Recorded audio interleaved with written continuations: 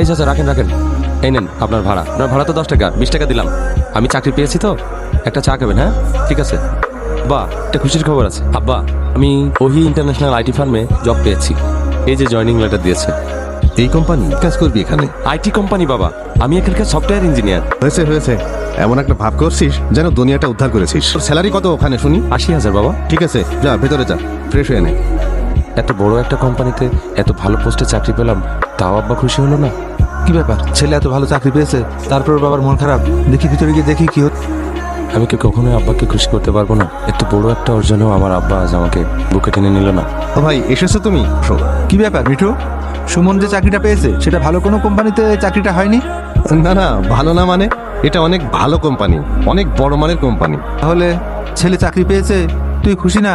তার মানে কোম্পানি। না না ভাই, স্বনামধন্য কোম্পানি। এই কোম্পানির চাকরি পাওয়া অনেক ভাগ্যের ব্যাপার। তাহলে তুই সুমনের সাথে এমন ব্যবহার করলি কেন? ভাই, তুমি তো জানো সেই ছোট থেকে ওকে কত শাসন করেছি। আমি এখন যদি হঠাৎ করে ওকে ভালোবাসা দেখাই, তাহলে ও ভাববে আমি ওকে নয়, ওর চাকরিকেই বেশি ভালোবাসি। তো ভাই, আমার ছেলে আমার কাছে সবচেয়ে বেশি প্রিয়। তা ঠিক, আসলে তুই অনেক বুদ্ধিমান। আচ্ছা তাহলে তুই থাক, আমার একটু কাজ আছে, আমি থানার দিকে যাব। আচ্ছা ভাই, আবার আচ্ছা এসো। আচ্ছা। আচ্ছা।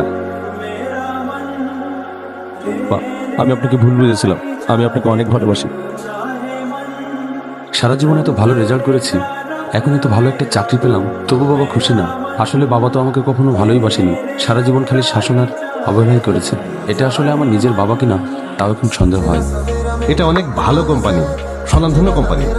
এই কোম্পানির চাকরি পাওয়া অনেক ভাগ্যের ব্যাপার। তাহলে তুই সুমনের সাথে এমন ব্যবহার করলি কেন? ভাই, তুমি তো জানো সেই ছোট থেকে ওকে কত শাসন করেছি।